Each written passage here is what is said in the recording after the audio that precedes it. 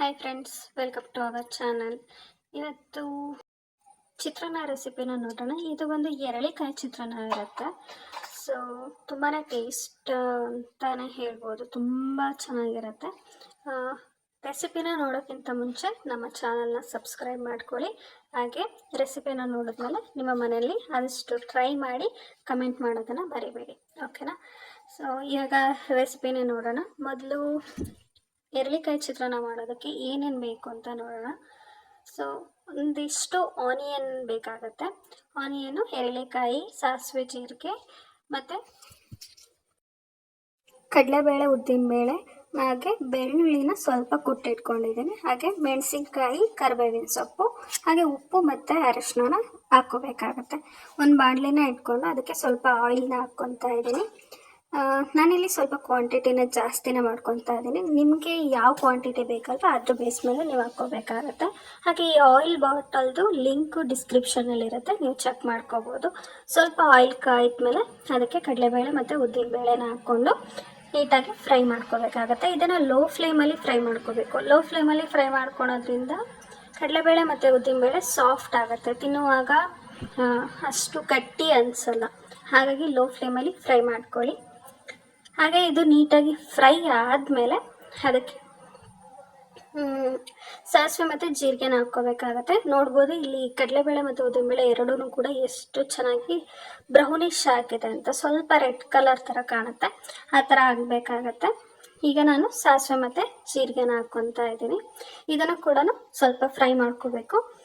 ಗೊತ್ತಿರುತ್ತೆ ನಿಮಗೆ, ಸಾಸಿವೆ ಸ್ವಲ್ಪ ಚಟಪಟ ಅಂತ ಸಿಡಿಬೇಕು. ಅಷ್ಟು ಫ್ರೈ ಆದಮೇಲೆ ಅದಕ್ಕೆ ಬೆಳ್ಳುಳ್ಳಿನ ಹಾಕ್ಕೊತಾ ಇದ್ದೀನಿ. ಬೆಳ್ಳುಳ್ಳಿನ ನಾನು ಜಜ್ಜಿ ತೊಗೊಂಡಿದ್ದೀನಿ. ಅದನ್ನು ನೀವು ಕೂಡ ಸ್ವಲ್ಪ ಜಜ್ಜಿ ತೊಗೊಳ್ಳಿಲ್ಲ ಅಂದರೆ ಅದು ಸಿಡಿಯುತ್ತೆ. ಜಜ್ಜಿ ತೊಗೊಳೋದ್ರಿಂದ ಅದು ನೀಟಾಗಿ ಫ್ರೈ ಕೂಡ ಆಗುತ್ತೆ. ಹಾಗೆ ಇಲ್ಲಿ ನಾನು ಮೆಣಸಿನ್ಕಾಯಿನ ಹಾಕ್ಕೊತಾ ಇದ್ದೀನಿ. ಫಸ್ಟು ಮೆಣಸಿನ್ಕಾಯಿನ ಹಾಕಿ ಫ್ರೈ ಮಾಡ್ಕೊಳೋದ್ರಿಂದ ಬೇಗನೆ ನೀಟಾಗಿ ಫ್ರೈ ಆಗುತ್ತೆ. ಈಗ ಇದಕ್ಕೆ ಕರಿಬೇವಿನ ಸೊಪ್ಪನ್ನು ಕೂಡ ಆ್ಯಡ್ ಮಾಡ್ಕೊತಾ ಇದ್ದೀನಿ. ಇದನ್ನು ನೀಟಾಗಿ ಸ್ವಲ್ಪ ಫ್ರೈ ಮಾಡ್ಕೊಂಡು ಆದಮೇಲೆ ಆನಿಯನ್ನ ಮಿಕ್ಸ್ ಮಾಡ್ಕೋಬೇಕಾಗತ್ತೆ. ಆನಿಯನ್ ನಾನಿಲ್ಲಿ ಜಾಸ್ತಿ ಕ್ವಾಂಟಿಟಿನ ತೊಗೊಂಡಿದ್ದೀನಿ, ಆವಾಗಲೇ ಹೇಳ್ದಂಗೆ. ಸೊ ಇವಾಗ ನಾನು ಆನಿಯನ್ನ ಹಾಕ್ಕೊತಾ ಇದ್ದೀನಿ.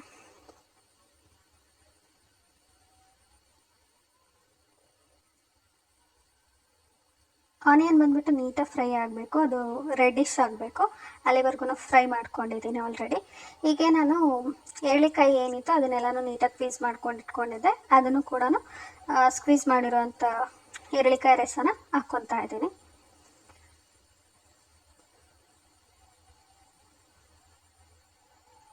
ಇದು ಸ್ವಲ್ಪ ಫ್ರೈ ಆದಮೇಲೆ ಇದಕ್ಕೆ ನಾವು ರುಚಿಗೆ ಬೇಕಾಗಿರೋಷ್ಟು ಉಪ್ಪನ್ನ ಸೇರಿಸ್ಕೋಬೇಕಾಗತ್ತೆ.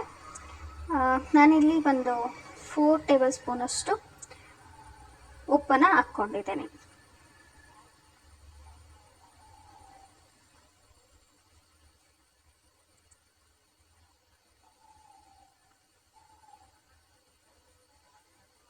ಹಾಗೆ ಇದಕ್ಕೆ ಸ್ವಲ್ಪ ಅರಿಶಿನ ಕೂಡ ಹಾಕ್ಕೋಬೇಕಾಗತ್ತೆ.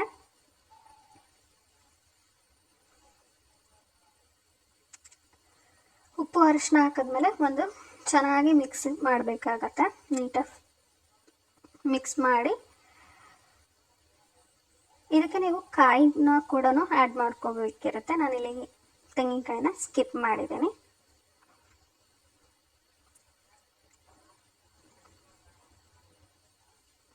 ಈಗ ರೆಡಿ ಆಗಿದೆ ಗೊಜ್ಜು. ನೋಡ್ತಾ ಇರ್ಬೋದು ಎಷ್ಟು ಚೆನ್ನಾಗಿ ಕಾಣಿಸ್ತಾ ಇದೆ ಅಂತ. ನೋಡಿ, ಆಯಿಲ್ ಕೂಡ ನೀಟಾಗಿ ಬಿಟ್ಕೊತಾ ಇದೆ. ಸೊ ಈಗ ಇದಕ್ಕೆ ಏನು ರೆಡಿ ಮಾಡ್ಕೊಂಡಿದ್ದ ರೈಸ್ನ ಮಿಕ್ಸ್ ಮಾಡ್ಕೋಬೇಕಾಗತ್ತೆ.